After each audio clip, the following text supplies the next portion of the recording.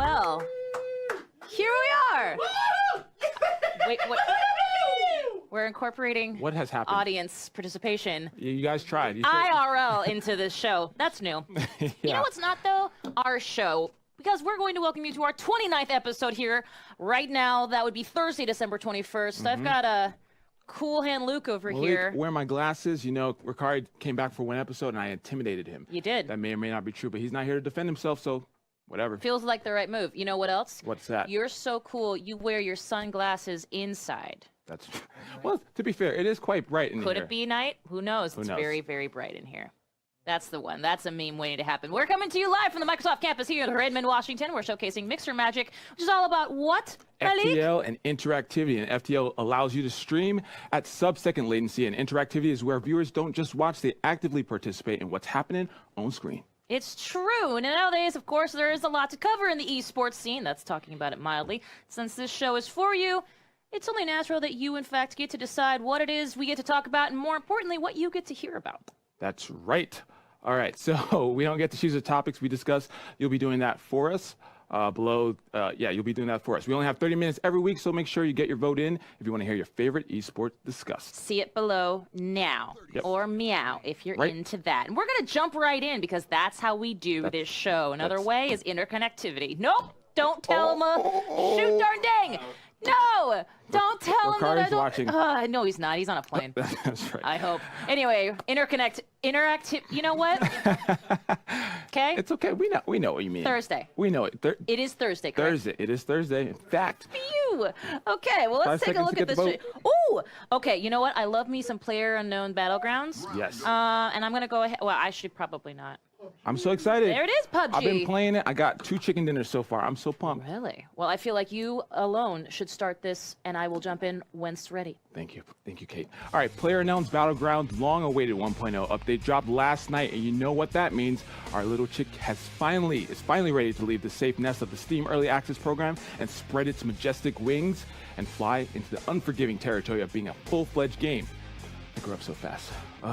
Anyway, enough theatrics. Let's talk features and fixes. First up, replays. The replay function records your whole match up to 1 kilometer around your character, and you can save up to 20 replays at a time.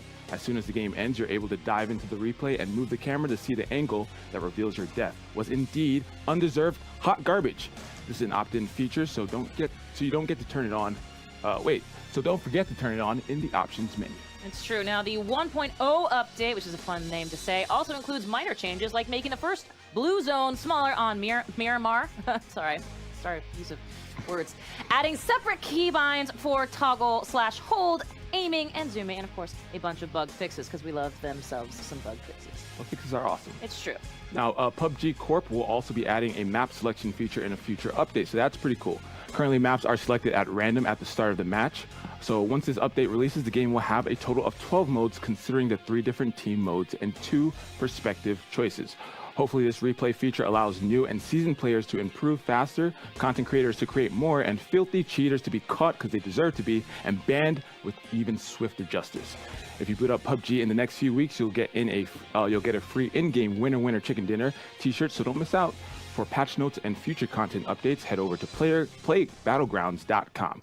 Super excited. I got a few chicken dinners. It sounds like it. I don't know if you watched Tips and Tricks a few weeks ago, but I was terrible. I shot at the ceiling. It was just terrible. Malik. Don't worry about it. And you know what I will say? I don't know if that? you got a chance to watch, I think it's ESL. I think it was at ESL. I think it was over in California a couple of weeks ago, but they had their first ever PUBG tournament. Ooh. And if you want to talk about a large number of people trying to play the same game at the same time, This is a game for it. Yeah. it was really interesting. It was groups of 4 all over, and it was just a sea of people. My goodness. I'm just telling you right now, it looked awesome. This game is going to be so huge in esports. I hope so. I hope so, yeah. Let's go and talk about more esports, shall we, Malik? Let's do it. Wonderful. All right, so voting's open. Yeah. So we have it's open and stuff. Esports business. I would Number like to 1. find out what that is. What in the world does that and mean? I know you would too. Yeah. And we have some Gears of War. It's always good. It looks like Hayden Christensen is on the esports business number 1, and quite frankly, he's had he needs some esports. He hasn't really had a hit in a while. Oof. I mean, oof. those are just facts, Ooh. people. Those are Yikes. just plain, honest Kate's facts. on fire today. I am, and it feels like in 3 seconds I will be able to start this esports business scene. We'll figure out what it's about. I'm going to find out with the rest of you. Here we go. Coming to 3, 2. Now, one of the most accomplished poker players in the world is taking a gamble on the esports scene. Excellent. Yes. World Series of Poker high roller winner Fedor Holz recently... Feder? I think Fedor.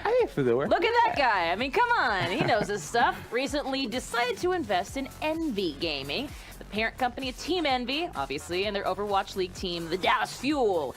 Though the financial terms of this investment were not disclosed, obviously, it was revealed that Holtz will be a minority owner of the teams. Now, speaking to ESPN, Holtz stated, quote, "I'd like to invest in things that I'm emotionally connected to because I feel that I can contribute the most, but I also get the most out of it." Feels like a 2 + 2 = 4 comment, but whatever. I like Envy. I like to watch. I like the way they build their infrastructure and team, take care of their players, and it was just a corporation I want to be a part of in some way, end quote. Ooh, those words. Beautiful, was beautiful. nice. Holtz reportedly became interested in esports after befriending former Envy Counter-Strike global offensive player Nathan NBK Schmidt, who eventually introduced Holtz to current Envy CEO Mike Hastro-Rufael. Holtz actually wore a Team Envy jersey to the final table of the World Series of Poker High Roller Tournament, where he went on to win WSOP bracket and $5 million. Oh, Now that's or bracelet. something. Bracket or bracelet, I don't know. Either way, now back in July, Holtz co-founded a mindset coaching app. Who knew what that was? Perhaps you should Google it or Bing it, depending on who you're talking to. Entitled, quote, Primed Mind, alongside mindset coach Elliot Rowe. Now, the app offers 200 courses, which we're going to tell you about now, apparently, on topics like public speaking and athletics. Holtz and Rowe are currently working with players like NBK to develop courses tailored to the esports contenders. You know what this sounds like? Sounds like Rick Fox needs to get him on the roster. Ooh, Rick Fox. Sorry you went with Envy. Anyway, given his recent investment in and development of talent when it comes to the realm of esports, I guess you could say Fedor Holtz is all in. That's a joke. Boom. Good job. That was Whoever good. wrote this story has my respect There you go. There you and go. delight. I love it. Because this team is delightful, There you go. which is unlike me right now. But anyway. We're all delightful. I think you're delightful. I'm delightful. Everyone behind the camera is delightful. Let's talk about what we're going to be talking about next. Yeah, let's talk about talking. Yeah. Let's see what they got. Ooh, okay, So we some got Call of CO Duty? dubs. Little Call Ooh. of Duty World League. Okay. Dallas. Gears Dallas. Dallas is having quite the esports time here. Paladins, and of course Street Fighter 5 for our lovely friends over at the Gfinity. Yeah. I'm gonna vote for Call of Duty. I'm a Battlefield guy, but Sure. I'd love to see the competition, and Interesting. so Call of Duty has some pretty good competition. I ended up going for yeah, okay. Okay, Ed. I went for Gears. Some Gears. Gears is good I've too. got a special love of Gears. Gears All Access happens during the days when fight nights don't go down, and it's happening every other Wednesday. In fact, we have another one coming up. I think it's January the 10th. And you host, yeah? Is that right, Lennox? Yep. January the 10th. It Gears is. All Access. Get in the game. That's not the right branding, but go for it. All right, so let's talk about some Call of Duty. In the world of COD, the Dallas Open is big. It was the first event of the Call of Duty World War II season, taking place from December 8th till the 10th. Nearly 200 teams from all over the world attended the tournament, and with $200,000 on the line, it was one of the biggest COD events ever. Most of these teams battled through the gauntlet, aka open bracket play, until 8 emerged victoriously. These teams then headed to the championship bracket with the 16 qualified pool play teams. There was a little more drama this year than normal with a hoax bomb break, yikes, as well as a server issue that deleted the matchups for the open loser bracket, but ultimately all ended up okay and the competition continued on. It's true. Now, I also want to mention that Malik is still wearing the glasses. Yep. Echo Fox has struggled a bit since starting on the COD scene. Oh no, keep those on there, I know. Tiger. That was But cool. they managed to sweep Luminosity into 7th and 8th place alongside Team Envious. Not to be confused with Team Envy. It is confusing. This earned Fox their best COD LAN placing yet. Hard to say out loud, especially on a Thursday, sharing 5th and 6th place with United. Now, FaZe Clan, another favorite team, but they've been criticized lately for their combination of players.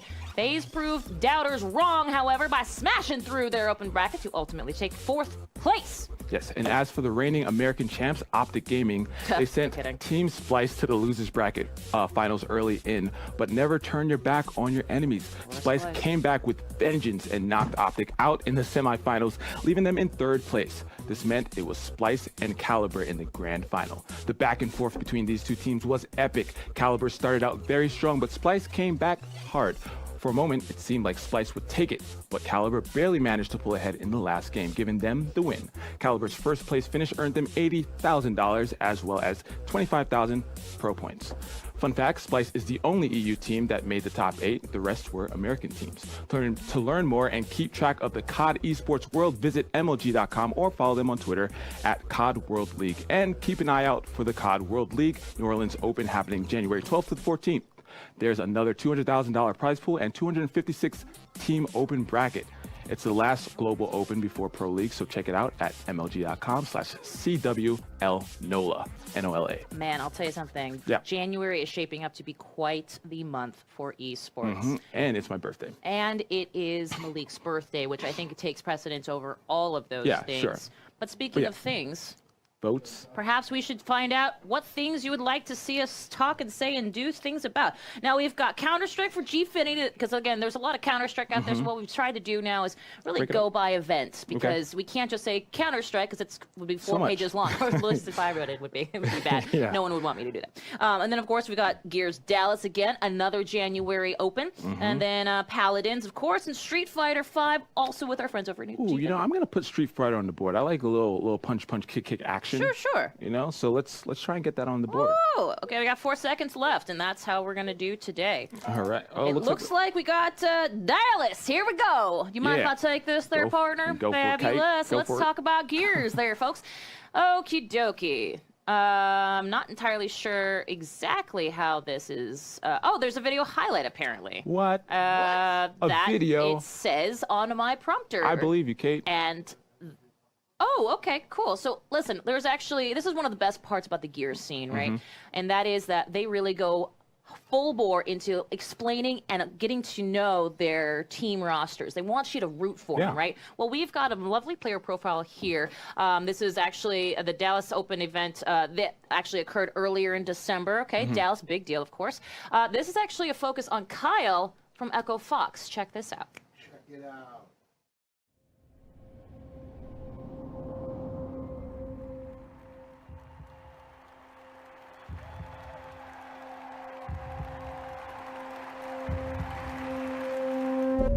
The area I live in is in Purcell, Oklahoma. It's a lot of country land. You're not gonna see buildings. It's just all land. You'll see a lot of cows, horses.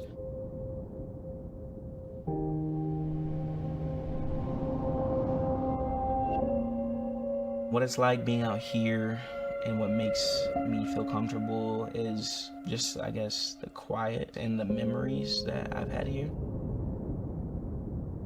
I got into playing Gears of War from my mom's ex-husband. He was always in love with video games and Xbox, and I would always catch myself watching him play the campaign. I thought it was very vibrant and action-packed. So my first event was when I was 18, so it just felt like family, like instantly, like the connection, just seeing everybody you connected with online over the years. Praise, Demo, and all the other Gears people stepping out, and they all just hugged me. It was just amazing. I'll never forget that moment. It hasn't hit me yet still that I've traveled so many places, and I'm gonna travel those places again, and even new places, new experiences. These are memories, like memories are precious to me.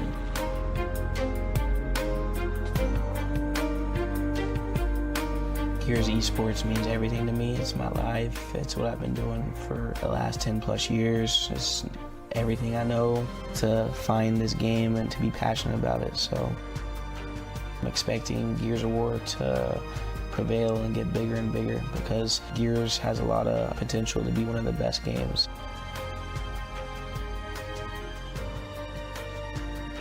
I feel like I was meant to find this game and to be passionate about it.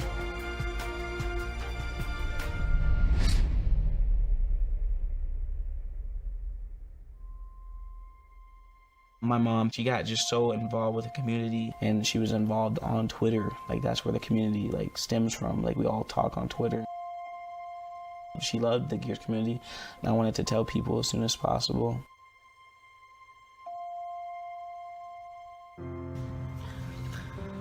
My mom wouldn't want me to tell you guys. She loved everybody in the community. She loved all you guys in the community, and she wanted nothing but success from everybody. It saddens me to tell you guys that my mom passed away. We were like best friends, but we still had that mutual respect that we were like mom and son, but we were best friends. We talked about anything, literally anything you can think of, we talked about it. Because I never thought my mom would ever want to go to events, but she started getting more attached, like she was getting more into it. And then she made a Twitter account. She was the first Gears mom that would tweet pros, and my friends, and my friends would follow her back and start tweeting her, and then she fed in right into the community. She's really energetic, like I said, and goofy, just like all of us. My mom went to her first event in Columbus, November 25th, which was her birthday, so I'll never forget that date. And I remember round after round, every time we would win a round, I would reach my hand back, and then I would hold it out, and she would high five it, and I would put it back. I wouldn't even look at her. I would just do that. You would hear her just like, "Let's go, Kyle." I got a phone call like 3 days after it happened that people were trying to come out here for a funeral, and I never asked anybody to come out. I never thought people would pay for a flight that fast. I nonstop had just comfort. I was never alone. The only thing that kept me sane was all the friends I met, you know, through gaming and online, and those are real connections. They're not fake or made up. Leaving my old Echo Fox team was hard, but it's something I had to do. After my mom passed, it just wasn't enough. I had a win for her, and I didn't really feel confident after those 4 events that we were gonna ever win. Dropping the old Echo Fox team and picking up Team Envious was the right choice. If these guys are really my true friends, they're gonna understand. I think they wanted to play with me because they see the progression in my game. I talk about winning all the time, but I've never won. They know I'm hungry. They know what happened, like my situation with my mom, so they know my hunger is never gonna go away, and that's a big thing. What's it gonna feel like to win an event? I just know it's gonna feel amazing, and the first person I'm gonna think about is my mom.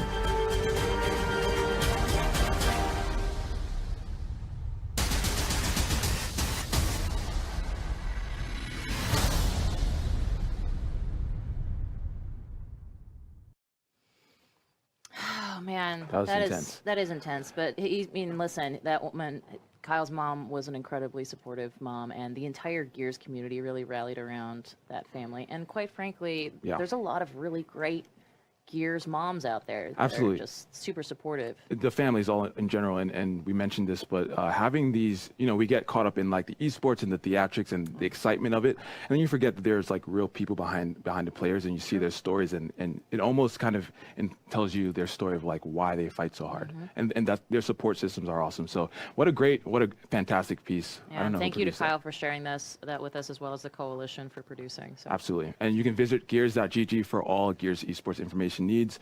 If you want to see more stories like that, or just obviously esports in general. Yeah, for Gears. absolutely. Well, it's going to be kind of a hard left turn here, but let's see if we can do it. Let's talk about what we can see here on screen. We've got Counter-Strike for Gfinity. We've got other Counter-Strike news for ECS. We've got Paladin still on the board, and we've got NBA 2K18. A little basketball action. I know, it's just kind of like out of left field here. Feel like I'm going to go with the popular vote, but that's just me. All right. Also because I heart me some CS. Some CS? All right, you know what? In your honor, I'm going to... You're going to push us over the edge? Oh, what a delight you are, yep. Malik. A delight you all are, Oh, my you. fabulous brethren. Shall I start this one? Go for it, Kate. Thank you, sir. Yep. Now, the ECS League doesn't have the panache, and thank you What a for using word. panache, because that is the best, of a Turner E-League production. But if you're not watching, you're missing out. The stakes are just as high as any major, with $660,000 pot. Yowza. Oh, yeah. I'm sorry. I knew about this. Yeah, of course. Here we go. Season 4 of the ECS League just wrapped up in Cancun, of all places. If you're like me and you're looking through your Instagram feed, all it was casters on the beach. I'm like, did they do any playing? Whatever, it's fine. Consisting of 4 top European teams and 4 from the Americas. Now, the competitors faced off in a double elimination group stage, followed by the best-of-3 finals. Now, despite the blazing Cancun sun, the 4 largely Scandinavian teams beat out the locals and all advanced to the semifinals. Mouse very narrowly took Mouse Sports very narrowly took Astralis 2 rounds to 1, and FaZe Clan crushed Fnatic 2-0. The finals were esports at their best with 3 extraordinarily close matches. Mouse narrowly took the first match 16-14, then FaZe retaliated with 2 double overtime match wins at 22-18 and 19-17 respectively. If you're doing the math, that's 106 rounds of Counter-Strike just in the final alone. To watch all of the insane overtime action, head over to youtube.com/faceit. It's true. Now, also showcase the fact that FaZe Clan, basically one of the top teams in CSGO at the moment, they did not face off against SK Gaming, the guys from Brazil, because they were not there. So there's that. There you go there. But let's talk about people that are here, and by that I mean additional esports, because it's all esports all the time here over in Tweeland. Of course. Okay, let's take a look what we're going for. Okay, so we have Drum roll, options please. should be up. Okay, options are up now, so get your votes in. I'm going to go with the underdog that got no votes last time. I'm going to Oh my. NBA? Oh, now, NBA I'm 2K18? obviously, if you want to continue hearing about CSGO stuff, because Gfinity is a fabulous partner here. You have another option? I'm choosing CSGO. You know what? Do your thing. Rally against me if you want. I'm okay with it. I made myself known there. I just love talking about the basketball teams that I know nothing about. Is that the green and white team facing the blue team? It's crazy. Scoring the touchdowns? Sure.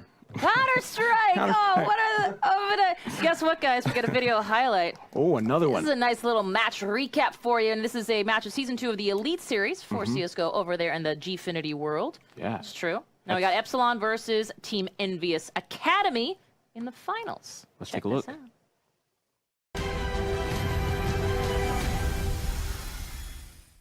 Off that site, go towards library, hold for the CT push. It takes a player away from the A site. And obviously brutal as well against the Ecos. Extravagant play coming out from the man. Goes down eventually though as he tried to retreat back through all the kills coming in favor of Envy at this point. Pettyskill with the AK is just too much to deal. The Molotov also going to be a nuisance. He goes down. Haji needs to be key, trying to strike these firefights. Gets one, gets the second Haji. It's all on him as Jay-Z pushes straight in and takes him down with the M4. So enough time? I'm pretty sure he's got that. It's going to be close though. An absolute monster. He's back to his old tricks. Jax as well going to be trying to step up his game as he rips his their bomb set this time around. Aggressive peek as they go for the triple face. Zinken finds a headshot on V-Kill. Jax is trying to retaliate somewhat as he gets into the backline playing around the smoke. Potential to be done here. Finds the first entry and the second. Jax starting to get himself on a bit of a roll now, but he will not find the third. Zinken takes him down. Pettyskill responds on towards Kevzi over at the A site, though if he gets the follow-up frag, that would have been a completely clear. Zaysty versus Haji. He's got the AWP in his hands, and a CZ secondary goes down to Zaysty. Through as well. Haji going to spot out Kevzi. He's just trying to battle between both of them. Goes down. A further lead going the way of Envy, especially when Jax and Pettyskill can defend like this. Flash left on Zaysty. The first flash is the entry trap line. The players that are holding these defensive angles. It's going pretty badly for the side of Epsilon, though, as the response. All right, try go for a luck frag towards the A-bomb. So the problem is a 5 versus 3. It's a 2-man advantage already, and VKL does solidify frag number 3. And now just Kevzi and Jay-Z walkings, or should I just say the latter, as this is going to be a 1 versus 5. And they have it through. Isolating these angles. Zaysty falls. VKL finds that frag. They know the positions of these remaining Ts.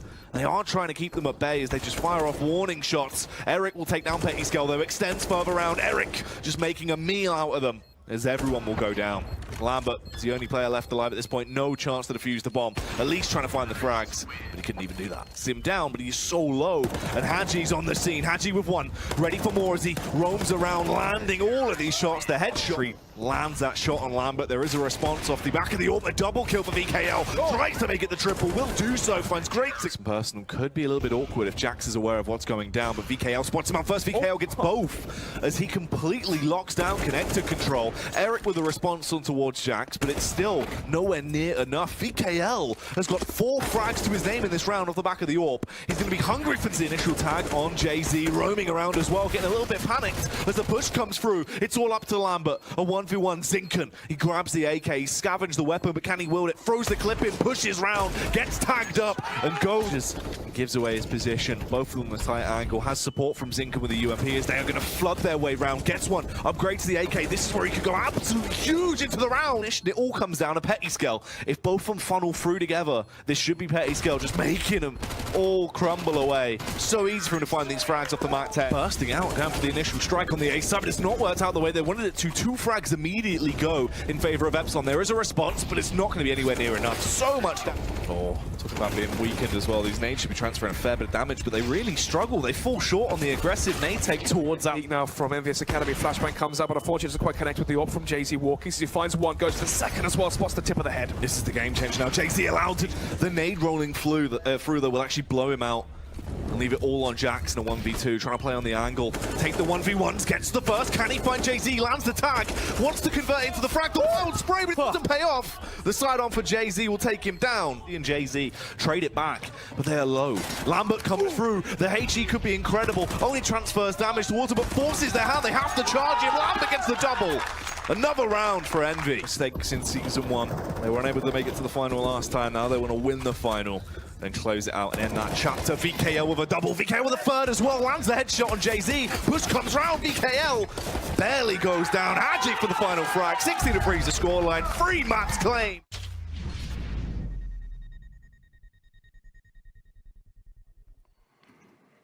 Ooh. All right. That was some heartfelt esporting. A lot of esporting. So now we have all right, let's talk about this. Visit GFinityEsports.com for more information on the Gfinity Elite Series and their future Season 3 plans. So we have like some really heated comments while we bring up the votes. Mad Road says we want more PUBG. CSGO is old now. Got the ire of Kate. I'm just going to sit back here. You're killing me. While we go and vote, and feel free to vote. Uh-oh. But while we do this, let me just lament for a moment. Yeah. CSGO is a delightful esports game with fantastic spectator mode and a fantastic player base. PUBG, fantastic as well. Very new on the scene. To call CSGO old, it hurts my heart. It hurts real bad. You should never do it. Just makes me think you're stupid. And I'm just going to say what Kate said. I agree with it. I agree with it. And we're going to we actually really like you fans, by the way. Yeah. Thanks for viewing. Thanks for viewing. I vehemently disagree. That's all I'm going to say. I'm not going to stop putting my hand on this and tell you that PUBG, until they have an actual full-fledged, like, I don't know, what am I thinking, league, maybe we can step off. The law's been laid. All right, we're going to talk about some NBA 2K18. Now, fans of the legendary hyper-realistic basketball series NBA 2K have something to get excited about in 2018. The online competition will be making a crossover to the real world with NBA 2K League. 17 IRL NBA teams will be participating in this first season, and some 85 players will be drafted to join the rosters. To qualify, players must win at least 50 games in NBA 2K's Pro-Am mode. According to NBA 2K Managing Director Brendan Donahue, they'll be capturing deep statistics on the players to help draft the very best. Drafted players will receive a competitive salary in addition to housing and benefits. The application will go live in January with the draft in March, so don't miss your opportunity to join a legit NBA team. Keep your eyes on the Twitter handle at NBA 2K League for updates. So there you have it. If you like the basketballs, you got an esport to watch now. If you like your sports balls, digital, NBA 2K18 is the place to be. That's right. And hey, listen, are we already at upcoming tournaments? What are the time flies? Hey, speaking of upcoming tournaments and esports to do with sports games, let's take a quick Madden over here at Madden. Ooh, that rhymed. That rhymed. It wasn't intentional. Okay. At any rate, moving right along, we've got 8 Madden. I said instead of Gander. 8 Madden competitors have been going head-to-head all week long in the Madden Challenge Finals, which conclude tomorrow with one player winning the lion's share of the $150,000 prize purse. Now, you can check up on all the action over at Mixer.com/Madden, and the broadcast begins at 5:30 p.m. with a Mixer exclusive. That's, of course, on the Pacific Coast.